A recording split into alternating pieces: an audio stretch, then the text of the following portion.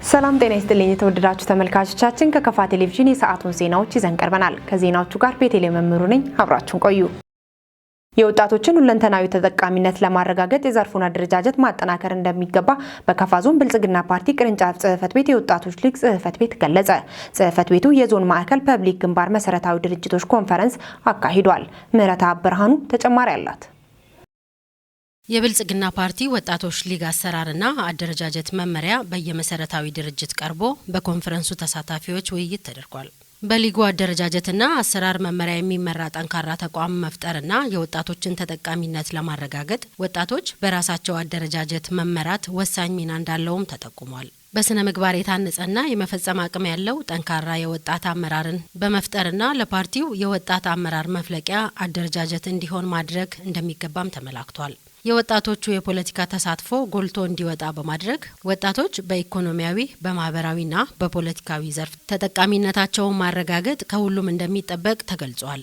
የብልጽግና ፓርቲ ወጣቶች ሊግ ዋና ተልእኮ ህብረተሰባዊ ለውጥን የማፋጠን የወቅቱን መድረክ ተልእኮ ተገንዝቦ በብቃት የመፈጸም የሁሉም ወጣቶች በጋራ ዓላማ የመሰለፍ የትግል መድረክ ሆኖ የማገልገልና ጥቅሞችን የማጣጣም ቁልፍና ወሳኝ ተልእኮ ይዞ የተቋቋመ የፖለቲካ አደረጃጀት ነው ተብሏል።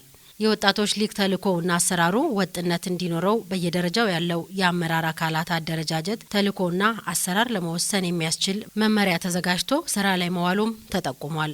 በሶስቱ መሰረታዊ ድርጅቶች ማለትም በኢኮኖሚ በማህበራዊና አስተዳደር ዘርፎች ላይ አመራር በመምረጥ ውይይቱ ተጠናቋል። የእንሰት ምርቶችን በዘመናዊ አሰራር በማቀናበር ለዓለም ገበያ ለማቅረብ እየሰራ መሆኑን ሃይቲ በኢንተርፕራይዝ የተደራጀ ማህበር ገለጸ።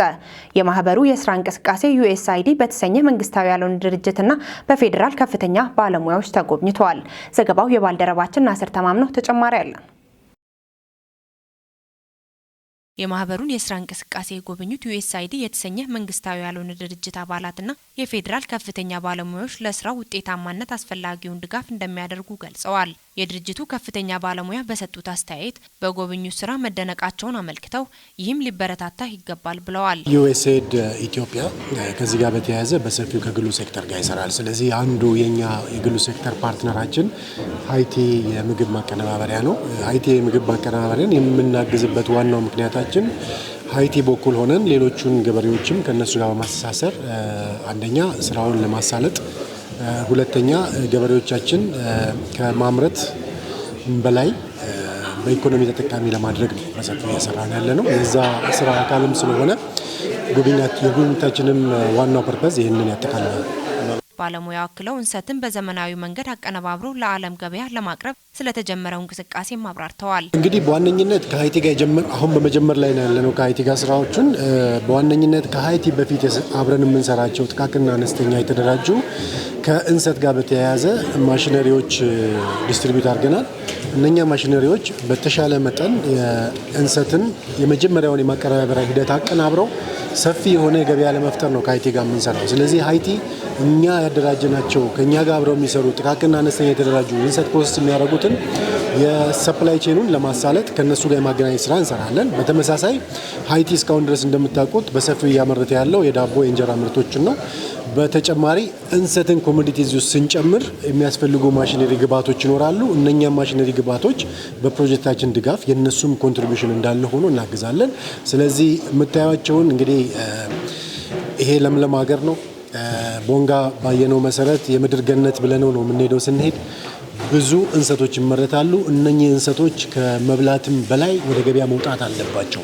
ይህን አስመልክተው ተጨማሪ አስተያየት የሰጡን ደግሞ የሃይቲ ዳቦና እንጀራ ማቀነባበሪያ ድርጅት ባለቤት ናቸው። ዛሬ USAID ከ5 እስከ 30 ሚሊዮን ቲሙን ይዞ ከዋሽንግተን DC በብዛት አባሎችን ይዞ መጥቶ ነበርና ያዩትም የጎበኙትም በእንሰት ላይ የጀመርነውን የቆጮ ዳቦ፣ የቆጮ እንጀራ፣ የቡላ ኬክና የቡላ ኩኪስ ላይ የሰራነው ስራ ስለነበር ያን የጎበኙበት ሁኔታ ነው ያለው። ከዛ በተጨማሪ በአገር አቀፍ ደረጃ ውድድር ነበረንና ይህን ውድድር ኦልሬዲ ማሸነፍ በሚቻልበት ደረጃ ላይ ስለደረሰ ይህን ለመገምገም ጭምር የመጡበት ሂደት ነው ያለው። አሁን ባለው ሁኔታ USAID ከተሰኘ ድርጅት ጋር በመተባበር ስለተጀመረው የስራ እንቅስቃሴ አስረድተዋል። ከዩኤስአይዲ ጋር ለመስራት ያሰብነው ኦልሬዲ ተሳክቶልን ይህ የታሰበው የቆጮ ወይም የእንሰት ማሽኖችን ቢያንስ ራሱ አድርቆ ራሱ ለይቶ ራሱ ፈጭቶ በዱቄት ደረጃ የሚያወጣ በ50 ኪሎ በ100 ኪሎ በ25 ኪሎ በተለያዩ ፓኬጆች የሚያወጣ ማሽን ግምቱ ከ37 ሚሊዮን ብር በላይ የሆነ ማሽን ሊያስረክቡ ነው አሁን ቃል የገቡትና ይህ ነገር ከተሳካ እኛም ደግሞ ይህን ዱቄት ለሀገራችን በአጠቃላይ ክፍል ለማከፋፈልና እንዲሁም በዓለም ደረጃ ዱቄቱን ለማድረስ ነው ከነሱ ጋር ባናውል። በጉብኝቱ ወቅት በእንሰት ምርት ተቀነባብሮ የተዘጋጀው የቆጮ እንጀራ፣ ዳቦ፣ ኬክና ኩኪስ ለተመልካቾች ቀርቦ አድናቆት ማትረፉን ያገኘነው መረጃ ያመላክታል። በከፋ ዞን ዴቻ ወረዳ ባሃ ቀበሌ የአርሶ አደሮች የመስክ ቀን በዓል ተካሄደ። በምግብ ስርዓት ማጠናከሪያ ፕሮግራም በጀት ድጋፍ በቀበሌው የለማው የስንዴ ክላስተርና ሌሎች የግብርና ተግባራት በዚሁ ጊዜ ተጎብኝተዋል። ዘገባውን ያደረሰን በላቸው በላይ ነው። ክፍለ ዓለሙ ያቀርበዋል። በበዓሉ ላይ የክልሉ የምግብ ስርዓት ማጠናከሪያ ፕሮግራም አስተባባሪ አቶ ወንድወሰን ሁሴንን ጨምሮ የወረዳው ከፍተኛ የስራ ኃላፊዎችና ባለሙያዎች እንዲሁም ተሞክሮ መቀመር እንዲያስችል የሁሉም ቀበሌያት የግብርና ጽሕፈት ቤት ባለሙያዎችና አርሶ አደሮች ተሳትፈዋል። የወረዳው ዋና አስተዳዳሪ አቶ ወንዱ አደመ በዚሁ ጊዜ እንደገለጹት የአርሶ አደሮች የመስክ ቀን በዓል መከበሩ በወረዳው የተከናወኑ ምርጥ ተሞክሮዎችን ወደ ሌሎች ቀበሌያቶች በማስፋት የህብረተሰቡን ተጠቃሚነት ይበልጥ ለማረጋገጥ ያግዛል። ፕሮጀክቱ በወረዳው የአርሶ አደሩን ተጠቃሚነት ለማረጋገጥ በላቀ ሁኔታ እየሰራ መሆኑን የገለጹት አቶ ወንዱ ከነዚህም በወረዳው አሲዳማ አፈርን በኖራ በማከም የለማው የስንዴ ማሳ ላይ የታየ ውጤት ማሳያ መሆኑን አንስተዋል። ወረዳው በቡና ልማት፣ በሌማት ትሩፋት፣ በእንስሳት ሀብት ልማት እንዲሁም በአትክልትና ፍራፍሬ ልማት ከቅርብ ጊዜ ወዲህ ሽፋኑ እያደገ መምጣቱን የጠቆሙት ዋና አስተዳዳሪው እነዚህን እምቅ አቅሞች አሟጠው መጠቀምና በአግባቡ በማስከተል በወረዳው ስርዓተ ምግብን ማረጋገጥ ይገባል ብለዋል። በ2016-17 የምርት ዘመን የበለጠ ውጤታማ ስራዎች በመሰራታቸው ለሌሎች አካባቢዎች ጭምር ተሞክሮ ስለመሆናቸው ያነሱት የዴቻ ወረዳ ግብርና ጽሕፈት ቤት ኃላፊው አቶ ወንድሙ ወልዴ በዚህ ውስጥ የምግብ ስርዓት ማጠናከሪያ ፕሮግራሙ ትልቁን ኃላፊነት እየተወጣ ነው ብለዋል። በወረዳው በ2016-2017 የመኸር ወቅት ከ11 ሺህ ሄክታር በላይ መሬት በሰብል መሸፈኑን ያነሱት አቶ ወንድሙ ከዚህ ውስጥም 515 ሄክታር የሚጠጋው መሬት በስንዴ ምርት መሸፈኑን አብራርተዋል። አቶ ወንድሙ አክለውም በግብርና ተግባራት ውስጥ የባለሙያና የአመራር ድጋፍና ክትትል ችግር ፈቺ በሆነ ሁኔታ የሚታገዝ ከሆነና ባለድርሻ አካላት በቅንጅት ከሰሩ የምግብ ዋስትናን ማረጋገጥ እንደሚቻል ተናግረዋል።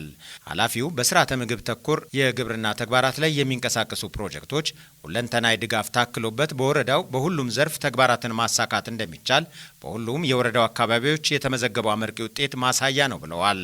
በዚሁ የአርሶ አደሮች የመስክ ቀን በዓል ላይ በኖራ የታከመ መሬት ላይ የለማ ስንዴ፣ የዶሮ ጫጩትና የተለያዩ የሌማት ስራዎች፣ የተዳቀለ የአቮካዶ ምርጥ ዘርና ምርጥ የሙዝ ዝርያ እንዲሁም የንብና ሌሎች የግብርና ተግባራት ተጎብኝተዋል።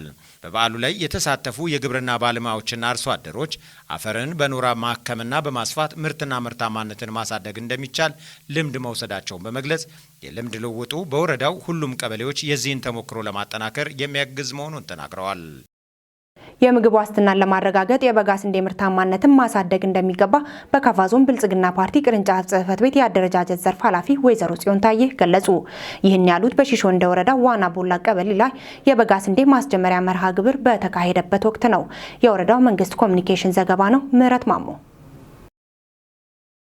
ፕሮግራሙን በንግግር የከፈቱት የሺሾ እንደ ወረዳ ዋና አስተዳዳሪ አቶ ደምሴ ገብረ ማርያም የበጋ ስንዴ ኢኒሼቲቭ በወረዳው ተግባራዊ መሆን ከጀመረበት ከ2014 ጀምሮ የስንዴ ምርታማነት በከፍተኛ ሁኔታ እያደገ መምጣቱን ገልጸዋል። በምግብ ራስን ለመቻል በሚደረገው ጥረት ውስጥም በዓመት ከ3 ጊዜ በላይ ማረስ እንደሚገባ የገለጹት አቶ ደምሴ በበጋ ስንዴ የተገኘውን ልምድ በማስፋትና በሌሎች እርሻ ዘርፍም ተግባራዊ ማድረግ እንደሚገባም ጠቁመዋል። በማስጀመሪያ ፕሮግራም ላይ የተገኙት የከፋ ዞን ብልጽግና ፓርቲ ረዳት የመንግስት ተጠሪና የአደረጃጀት ዘርፍ ኃላፊ ወይዘሮ ጽዮን ታዬም ብልጽግና ፓርቲ የምግብ ሉዓላዊነትን ለማረጋገጥና በምግብ ራስን ለመቻል ከያዛቸው ውጥኖች አንዱ የሀገር ውስጥ የስንዴ ፍላጎት በራስ አቅም ማሟላት እንደሆነም ገልጿል። በዚህም በሀገርና በዞናችን አስደናቂ ውጤቶች መመዝገቡን የገለጹት ወይዘሮ ጽዮን ከሀገር ውስጥ ፍላጎት አልፎ ለውጭ ገበያ ማቅረብ መጀመሩንም ጠቁመዋል። በተገኘው ልምድ መሰረት ስንዴን በብዛትና በጥራት ማምረት ትኩረት ተሰጥቶ እየተሰራ መሆኑን ገልጸው የዞኑን የስንዴ ምርታማነት አሁን ከነበረበት በሄክታር ከ32 ኩንታል ወደ 40 ኩንታል ለማሳደግ ሰፊ ንቅናቄዎች መደረጋቸውን ገልጸዋል። የዞን የግብርና አካባቢ ጥበቃና ህብረት ስራ መምሪያ ኃላፊ አቶ ጋዋ በመጫ በኩል በበኩላቸው ስንዴ ፖለቲካል ኢኮኖሚን የሚቀይር ምርት በመሆኑ ከመኸር ባሻገር በበጋ ተሞክሮ ከፍተኛ ውጤት እያስገኘ ስለመሆኑ ላለፉት 3 ዓመታት የተገኘው ምርት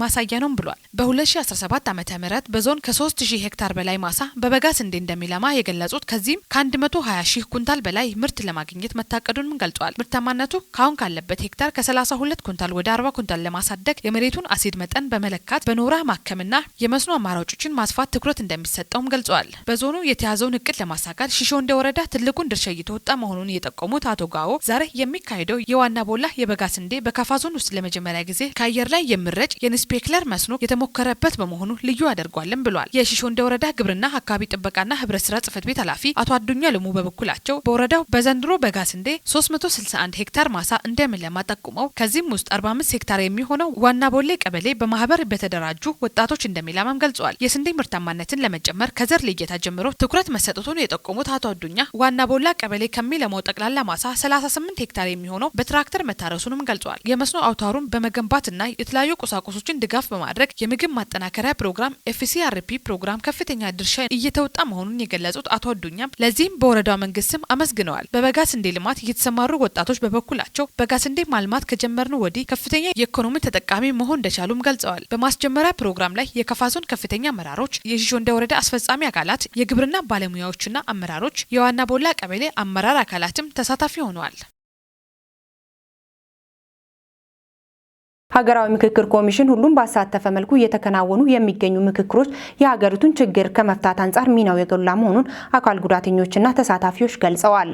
ኮሚሽኑ በቅርቡ በኦሮሚያ ክልል የአጀንዳ ማሰባሰብ መድረክ ቅድመ ዝግጅት ማጠናቀቁን ኮሚሽኑ አስታውቋል። ፍጹም ተሾመ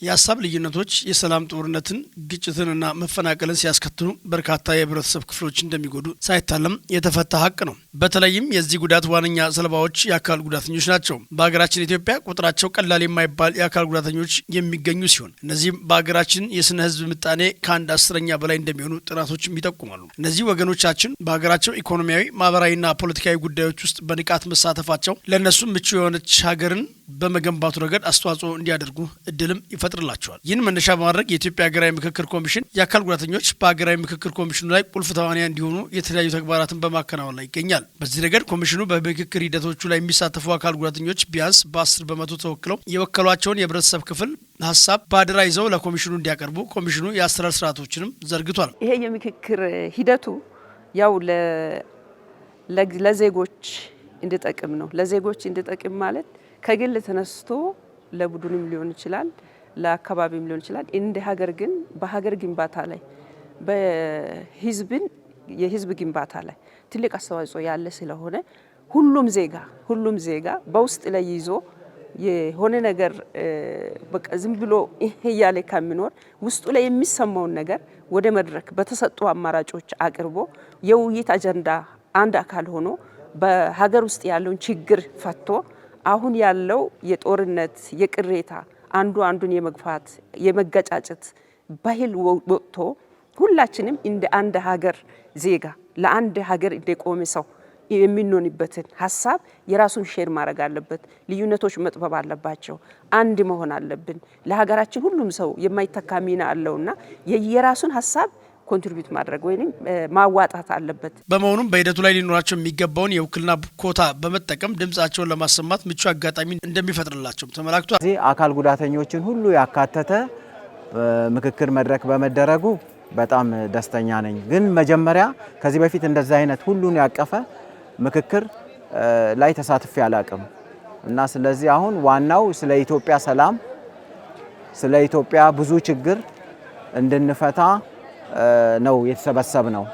እኛም እንደ አንድ ህብረተሰብ አካል ሆነን እና ይሄ መደረጉ አሪፍ ነው፣ ጥሩ ነው። ዋናው ሰላም ነው። መጀመሪያ የችግርን ለመፍታት መወያየትና መነጋገር ያስፈልጋል። ሰላም ካልሆነ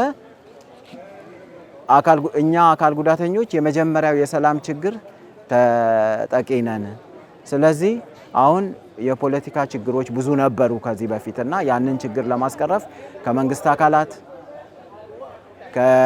ከሃይማኖት አካላት ከተለያዩ ብሔረሰብ ከመጡት ጋራ ግንኙነት አድርገናልና ተወያይተናል። በሂደቱ የአካል ጉዳተኞችን ተጠቃሚ ሊያደርግ የሚችሉ ሀሳቦች በማቅረብ በፖሊሲ ማሻሻያነት በግብዓት ሊቀርብ እንደሚያስችላቸውም ተገልጿል። በሀገራዊ ምክክር ሂደቶች ውስጥ የአካል ጉዳተኞች ተሳትፎ መብታቸውን በውይይት የማስከበር ዲሞክራሲያዊ ባህልም ያጎለብትላቸዋል ተብሏል።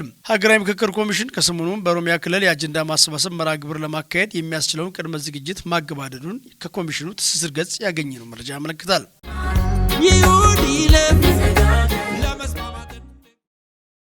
በኢንቨስትመንት ስራ ላይ የተሰማሩ ባለሀብቶች የወባ ወረርሽኝን ለመከላከልና ለመቆጣጠር እንደ ሀገር በሚደረገው ርብርብ በግንባር ቀደምትነት ሊሳተፉ ይገባልም ተባለ። በደቡብ ምዕራብ ኢትዮጵያ ሕዝቦች ክልል የተሰማራው የጤና ሚኒስቴርና የክልሉ ጤና ቢሮ ግብረ ኃይሎች በቤንች ሸኮ ዞን በተለያዩ የጤና ተቋማትና የግለሰቦች ቤቶች ምልከታና ድጋፍ የመስጠት ተግባራትን አከናውነዋል። የዘገበው የክልሉ መንግስት ኮሚኒኬሽን ነው። ተጨማሪ አለን። የዞንና የወረዳ አመራሮችን በማካተት በደቡብ ቤንች ወረዳ የሚገኙ የኮብ ጤና ኬላንና የደብረ ወርቅ ጤና ጣቢያን የተቀናጀ የጤና አገልግሎት አሰጣጥ ስርዓትን የመገምገምና የመደገፍ ስራ ተሰርቷል። በተለይ በኮብ ጤና ኬላ የወባ ህሙማንን የመለየትና የመመርመር አገልግሎት በተጠናከረ መልኩ የተከናወነ መሆኑን መመልከት ተችሏል። በወረዳው የቤት ለቤት ቅኝትም የተደረገ ሲሆን በአጎበር አጠቃቀምና በወባ በሽታ መከላከል ዙሪያ ያላቸው ግንዛቤ የተሻለ መሆኑን መገንዘብ ተችሏል። ይሁን እንጂ በወረዳው በ2015 ዓ.ም መጨረሻ ላይ ከተሰራጨው አጎበር ወዲህ አጎበር አለመሰራጨቱ በክፍተት ታይቶ ፈጣን ምላሽ እንዲሰጥ አቅጣጫ ተሰጥቷል። በወረዳው 3 ክላስተሮች የሚገኙ ሲሆን ከነዚህም መካከል የበበቃ ክላስተር ከፍተኛ የወባ መራቢያ ቦታ መሆኑ ተጠቁሟል። በዚህ ጣቢያ አካባቢ የሚድሮግ እርሻ ልማት ወይም ልዩ ስሙ አብይ 1 ተብሎ በሚጠራው ጣቢያ 5 ሄክታር ስፋት ያላቸው 2 ውሃ ያቆሩ ስፍራዎች ላይ የመስክ ምልከታ ተደርጓል። በዚህም የልማት ድርጅቱንና የአካባቢውን ማህበረሰብ በማሳተፍ የማፋሰስ ስራው ተጀምሮ በአጭር ጊዜ እንዲጠናቀቅ የጋራ ስምምነት ላይ የተደረሰ ሲሆን በተለያዩ አካባቢዎች በኢንቨስትመንት ስራ ላይ የተሰማሩ ባለሀብቶች ቅድሚያ ለአካባቢው ማህበረሰብ ጤና ትኩረት ሊሰጡ እንደሚገባ፣ በተለይ ደግሞ በአሁኑ ወቅት የወባ ወረርሽኝ ለመከላከልና ለመቆጣጠር እንደ ሀገር በሚደረገው ርብርብ በግንባር ቀደምትነት መሳተፍ እንደሚገባቸው ነው የተገለጸው። በአጠቃላይ ቡድኑ በእለቱ በተደረገው የመስክ ምልከታ የታዩ ጠንካራና ደካማ ጎኖችን የዞኑና የወረዳ የመንግስትና የብልጽግና ፓርቲ አመራሮች በተገኙበት አካላዊ ዝርዝር ግብረ መልስ መሰጠቱን የጤና ሚኒስቴር መረጃ ያመለክታል። የክልሉ ፕላንና ልማት ቢሮ ወሳኝና አቅም ያላቸውን መረጃዎች ሊያመርት ይገባል ሲሉ የደቡብ ምዕራብ ኢትዮጵያ ሕዝቦች ክልል ርዕሰ መስተዳድር ዶክተር ኢንጂነር ነጋሽ ዋጌሾ ተናገሩ። አንተነህ ፍቃዱ የደቡብ ምዕራብ ኢትዮጵያ ሕዝቦች ክልል ፕላንና ልማት ቢሮ ስትራቴጂክ እቅድ የተቋሙ ተግባር ኃላፊነትና የተቀናጀ መረጃ አስተዳደር ስርዓት IMIS ዳታቤዝ ማስተዋወቅና ስራ ማስጀመሪያ የምክክር መድረክ በቦንጋ ከተማ አካሂዷል። በመድረኩ የቢሮው ስትራቴጂክ እቅድ የተቋሙ ተግባር ኃላፊነትና የተቀናጀ መረጃ አስተዳደር ስርዓት በቢሮው ምክትል ኃላፊና በዘርፉ ዳይሬክቶሬት ቀርቦ ምክክርና በቀጣይ ተግባሩን ውጤታማ ማድረግ በሚያስችለው መልኩ ሀሳብና አስተያየት ተነስቶበታል። የመድረኩ ተሳታፊዎች በበኩላቸው ፕላንና ልማት ቢሮ በቢሮ ደረጃ በመደራጀቱ በተቋማት ዘንድ ከእቅድና ተያያዥነት ያላቸው ችግሮችን እያረሙ ለመሄድ ትልቅ አቅም የፈጠረ መሆኑንም አንስተዋል። የክልሉ ሕዝብ የመልማት ፍላጎት ከፍተኛ በመሆኑ ይህንን ለማሟላት የሚያስችል እቅድ መታቀድ እንደሚገባም ተናግረዋል። በቢሮው ስለ ክልል እውነተኛና በቂ መረጃ ሊኖረው ይገባል። ለዚህም በቀጣይ የጠራ ክልላዊ መረጃ እንዲኖር የክትትልና ድጋፍ ስራውን ማጠናከር እንዳለበትም ጠይቀዋል። የክልሉ ርዕሰ መስተዳድር ዶክተር ኢንጂነር ነጋሽ ዋጌሾ በመድረኩ ላይ እንደገለጹት የክልሉ ፕላንና ልማት ቢሮ አዲስ የተቋቋመ ቢሆንም ከእቅድና ከመረጃ አደረጃጀት ጋር ተያይዞ የሚነሱ ችግሮችን ለመፍታት እያከናወነ ያለው ተግባር ተስፋ ሰጪ መሆኑንም ተናግረዋል። የማይክሮ ኢኮኖሚ መረጃዎች ለክልሉ እጅግ ወሳኝ ነው ያሉት ርዕሰ መስተዳድሩ የክልሉን ማህበራዊ፣ ኢኮኖሚያዊና ዲሞግራፊያዊ መረጃዎችን በየጊዜው እያደራጁ ክልሉ አሁን የደረሰበትን የኢኮኖሚ አቅም ማወቅ ጠቃሚ መሆኑንም ገልጸዋል። ለዚህም በየዓመቱ የሚፈጸሙ የተግባራት እቅዶች መመዘን እና መለካት በሚያስችሉ መንገድ መታቀድ እንዳለበትና ተቋሙ እያንዳንዱ ተግባር በእቅድ መከናወን እንደሚገባም ጠቁመዋል። የክልሉ ፕላንና ልማት ቢሮ ምክትልና የማይክሮ ኢኮኖሚ አስተዳደር ዘርፍ ኃላፊ አቶ ሰለሞን በቀለ ቢሮው በክልሉ መስተዳድር ምክር ቤት በአዋጅ ቁጥር 33/2016 ዓ.ም ከተቋቋመ ወዲህ ተቋሙ ተቋማዊ አደረጃጀት እንዲይዝ የዝግጅት እና የሰው ኃይል በማሟላት በርካታ ተግባራትን ሲያከናውኑ መቆየቱንም ገልጸዋል። የክልሉን ኢኮኖሚያዊ፣ ማህበራዊና ዲሞግራፊያዊ መረጃዎችን የማሰባሰብ የሀብት ክፍፍል እና ለቀመር ዝግጅት የሚያስፈልጉ መረጃዎችን ማደራጀት የቢሮው ዋና ተግባራት መሆኑንም አቶ ሰለሞን አብራርተዋል። አቶ ሰለሞን አክለው በክልሉ የኢኮኖሚ ብልጽግናን ማረጋገጥ የሚያስችል ጥራት ያለው እቅድ ማዘጋጀት እና እንዲዘጋጅ የማድረግ ስራ እያከናወነ ነው ብለዋል። በመጨረሻም የወንጀል ዜና። በካፋ ዞን ጨና ወረዳ ኬሮ አደሉ የተባለ ግለሰብ በመኖሪያ ቤቱ ሳለ መሽቶብኛል ሸኘኝ ብሎ ጠርቶ በመውሰድ መንገድ ላይ የግድያ ወንጀል የፈጸመው ተከሳሽ በእስራት መቀጣቱ ተገለጸ። ክፍለ ዓለሙ ተጨማሪ አለው። በካፋ ዞን ፍትህ መምሪያ የልዩ ልዩ ወንጀሎች አቃቤ ህግ የስራ ሂደት አስተባባሪ አቶ ገበየው ገብሬ ለክልሉ ፖሊስ ኮሚሽን የህዝብ ግንኙነትና ኮሚኒኬሽን እንደገለጹት በካፋ ዞን ጨና ወረዳ ዶሻ ጡጋ ቀበሌ ተከሳሽ ጋዲሳ ወሰን ካሳ ሚያዝያ 28 ቀን 2016 ዓ.ም ከምሽቱ 1 ሰዓት በሚሆንበት ጊዜ የግል ተበዳይ የሆነውን ኬሮ አዴሎ መኖሪያ ቤቱ ድረስ በመምጣት መሽቶብኛል ሸኘኝ ብሎ ከቤቱ ጠርቶ በመውሰድ የግድያ ወንጀል ፈጽሞበታል። የጨና ወረዳ ፖሊስ በምርመራው እንዳረጋገጠው ተከሳሹ ሟችን ሸኘኝ በሚል ሰበብ ከቤቱ ካወጣው በኋላ ከመኖሪያ ቤቱ እንደራቁ በያዘው ጦር ሆዱ ላይ ወቅቶታል። ተጎጂው የድረሱልኝ ጩኸት በማሰማቱ የአካባቢው ሰዎች ደርሰው ወደ ሕክምና ቢወስዱትም የደረሰበት የመወጋት አደጋ ከፍተኛ በመሆኑ ሕይወቱ ማለፉን ነው አቶ ገበየው ገብሬ የገለጹት። በካፋ ዞን ፍትህ መምሪያ የልዩ ልዩ ወንጀሎች አቃቤ ህግ ገበየው ገብሬ ተከሳሹ ሟችን ከቤቱ ጠርቶ መውሰዱንና በጦር ወግቶ መሸሹን በሰው ምስክሮችና በአስክሬን የህክምና ማስረጃ በመረጋገጡ የምርመራ መዝገቡን በማደራጀት በአቃቤ ህግ ክስ እንዲመሰረትበት መዝገቡ መላኩን ተናግረዋል። የካፋ ዞን ፍትህ መምሪያ አቃቤ ህግ ከጨና ወረዳ ፖሊስ የደረሰውን የግድያ ወንጀል የምርመራ መዝገብ መርምሮ ግለሰቡ የወንጀል ህግ 540 ላይ የተመለከተውን በመተላለፉ በሰው መግደል ወንጀል ክስ መስርቶበት ካፋ ዞን ከፍተኛው ፍርድ ቤት ማቅረቡን አቶ ገበየው አስረድተዋል።